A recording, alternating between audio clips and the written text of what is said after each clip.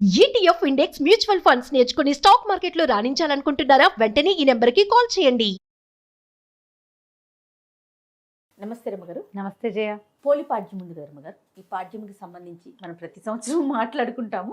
ఇంకొకసారి చెప్పుకుందామండి. కార్తీక పురాణం 30 రోజులు పూర్తి చేశాక అప్పుడప్పుడు ఏమవుతుందంటే అమావాస్య సగపడి నుండి పాడ్యం ఆ రోజే వచ్చేసి అవాళ్లే దీపాలు గందరగోళంగా అయ్యేది. నిరుడు ముందరేడు హైరాన్ అయింది. ఈసారి అట్లా కాదు, 30 రోజులు పూర్తయ్యాక పాడ్యం వచ్చింది హాయిగా.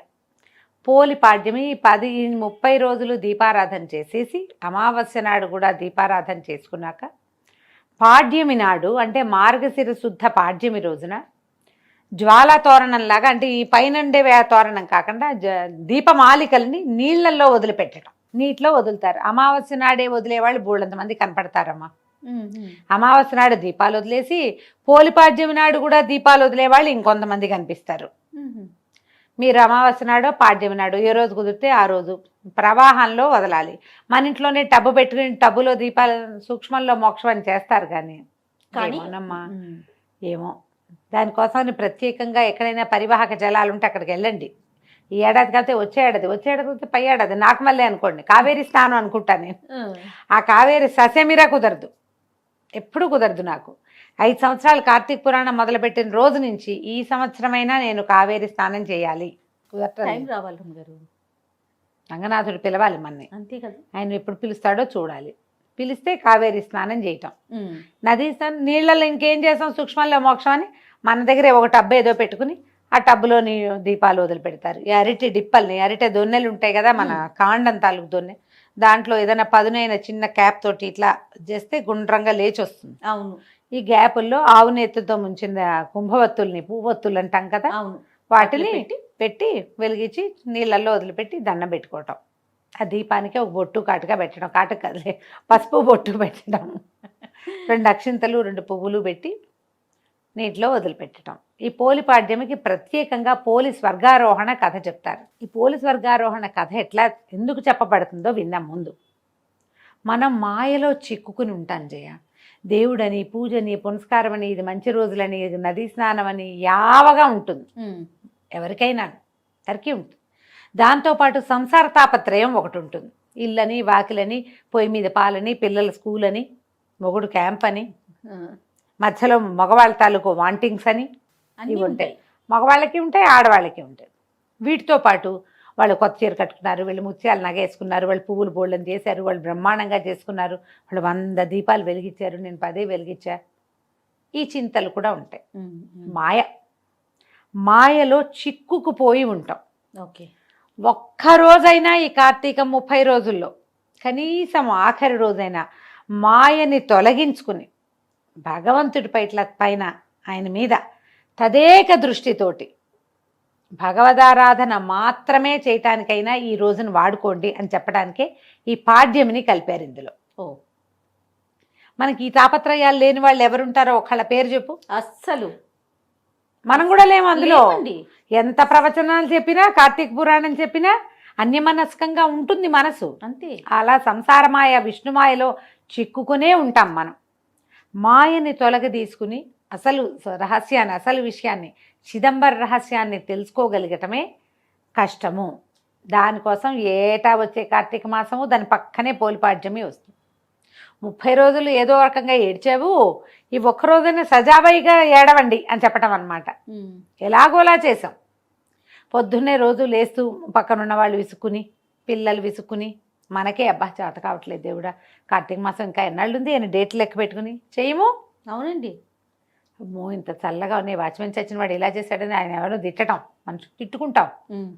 వేడి నీళ్ళు పోసుకోలేకపోతున్నాం అని బాధగా ఉంటుంది. చన్నీళ్ళు పోసుకోలేకపోతాం.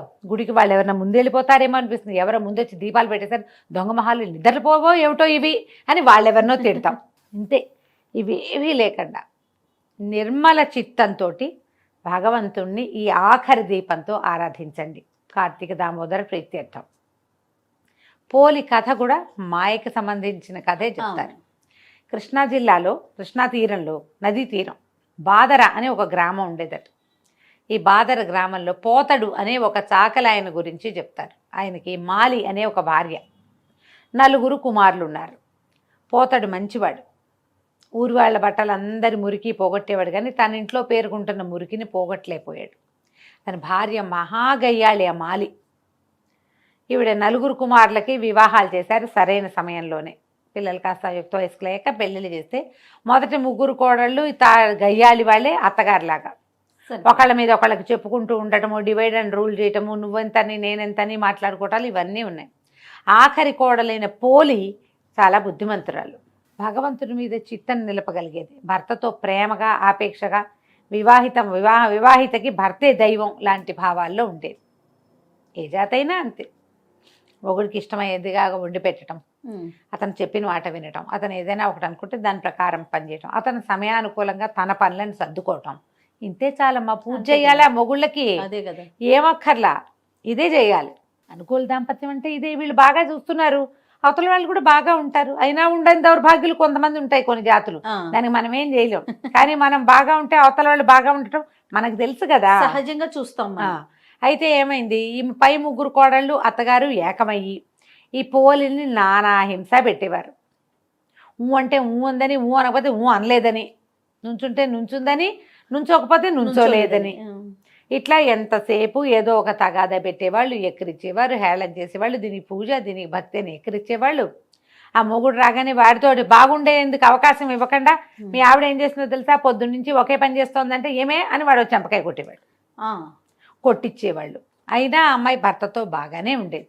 4 అలాంటి వాళ్ళే. తల్లి అంతే, 3 తోడుకోడళ్ళు అంతే. కొంతకాలానికి కార్తీక మాసం వచ్చింది. వీళ్ళందరూ ఏం చేసేవాళ్ళు, అత్తా కోడళ్ళు కార్తీక మాసం నదీ తీరానికి వెళ్ళి స్నానం చేసి దీపాలు పెట్టుకునేవాళ్ళు. ఆ పిల్లకి, ఆఖరి పిల్లకి అన్ని ఇంటి పనులన్నీ అప్పచెప్పేవాళ్ళు. పాలు తీయటం, పాలు కాగబెట్టడం, పొద్దున్నే దాలి వెలిగించడం, అవన్నీ పనులు కదా ఇళ్లలో. పొయ్యి మీద అన్నం పడేయటం, ఇవన్నీ చేసి.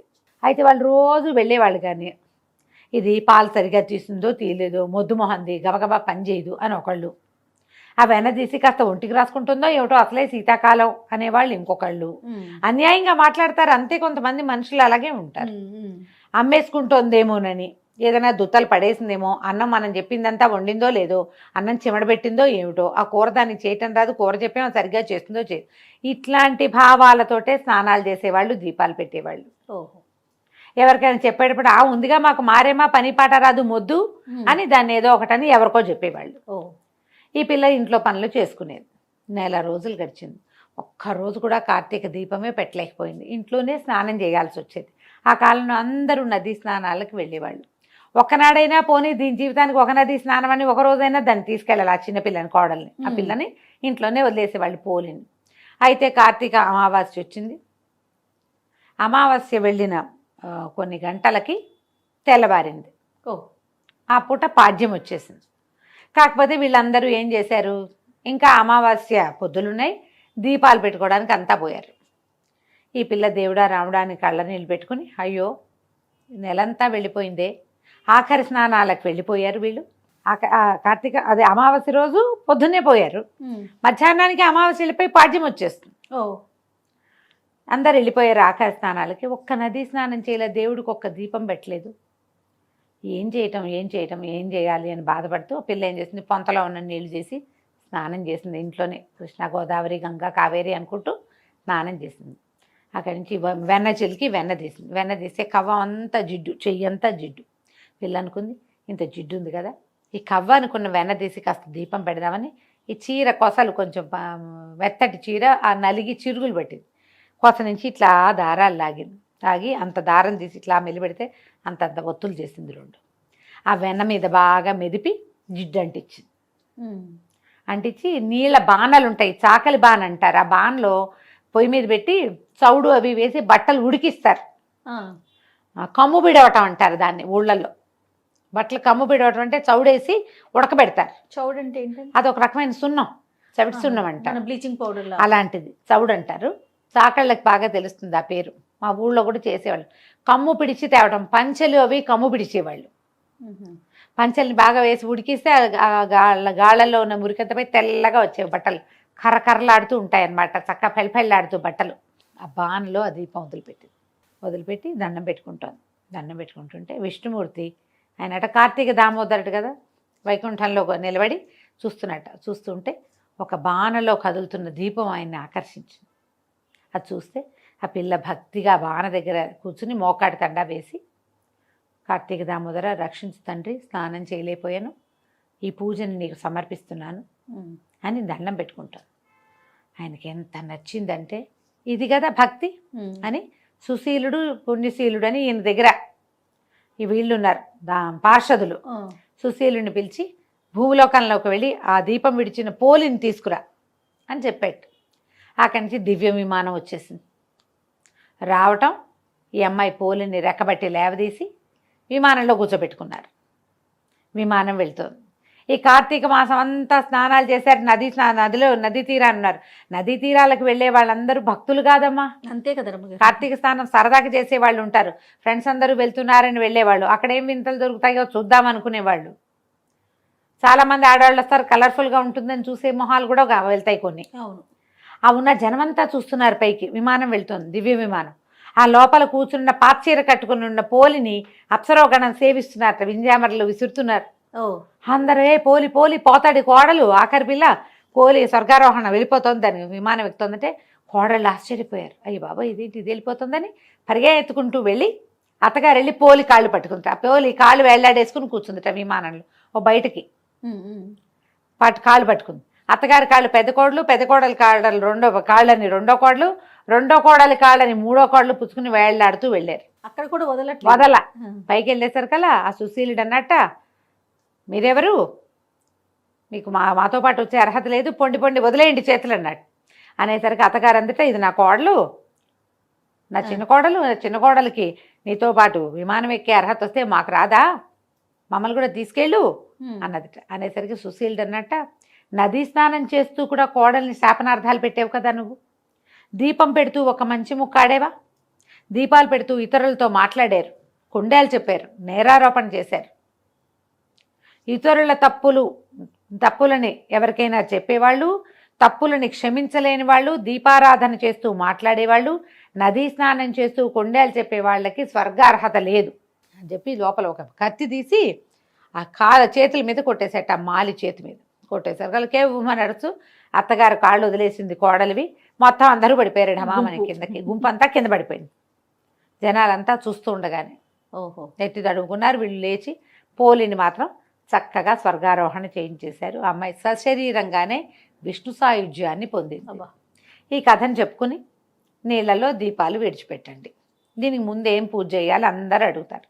మీరు విష్ణు పూజ చేస్తూ ఉంటే విష్ణుమూర్తికి పూజ, దీపాలు పెద్దగా పూజ పునస్కారం రావండి, మామూలుగా పెట్టిన దేవుడికి దీపాలు పువ్వులు పెట్టండి, చక్కగా దీపము ధూపము పెట్టండి, 4 అరటిపళ్ళు, 2 కొబ్బరికాయలు, 4 లెక్క కాదు క్యాజువల్గా చెప్తున్నా, పళ్ళు కొబ్బరికాయ అవి నివేదన చేయండి, దీపాలు పెట్టుకోండి ఇంట్లో. తర్వాత నీళ్ళలో దీపాన్ని వదిలిపెట్టండి. విష్ణువారాధన చేసేవాళ్ళు విష్ణువారాధన, శివారాధన చేసేవాళ్ళు శివారాధన. ఏం కాదు, రోజువారీ మేము ఊరికే దీపం పెట్టుకుంటాం, అవి కూడా పెట్టుకోండి. పెట్టుకోవటం, ఈ దీపాన్ని నీటిలో వదిలిపెట్టి ఈ కథని చదువుకుని విని 2 అక్షంతలు దేవుడి మీద వేసి మీ మీద వేసుకోండి. పోలి స్వర్గారోహణ కథ పూర్తవుతుంది. దీపాలు నీళ్లలో విడవటంతో కార్తీక మాసాన్ని పూర్తిగా సుసంపన్నం చేసుకుంటాం. ఈ 30 రోజుల్లో చేయలేని వాళ్ళందరూ కూడా ఈ చివరి రోజున చేసినా కూడా మీకు పూర్తి కార్తీకాన్ని ఆచరించిన ఫలితం లభిస్తుంది. ఏకైక రూలు, ఇతరులని నిందించవద్దు. దీపారాధన చేసేటప్పుడు కానీ, దైవారాధన చేసేటప్పుడు కానీ, స్నానం చేసేటప్పుడు కానీ మాట్లాడవద్దు. నమస్కారం చేసుకోండి, అయిపోతుంది. ఏదైనా ఇబ్బంది కనుక అలా అనిపిస్తే రమ్మగారు, పీరియడ్స్ వచ్చే సంవత్సరం చేసుకుందరు కానమ్మా, ఏం కొంప మునక లేదు. పీరియడ్లో ఉన్నా చెయ్యండి, ఇలాంటివి నేను చెప్పను. నమస్తే రమ్మగారు. నమస్తే జయ.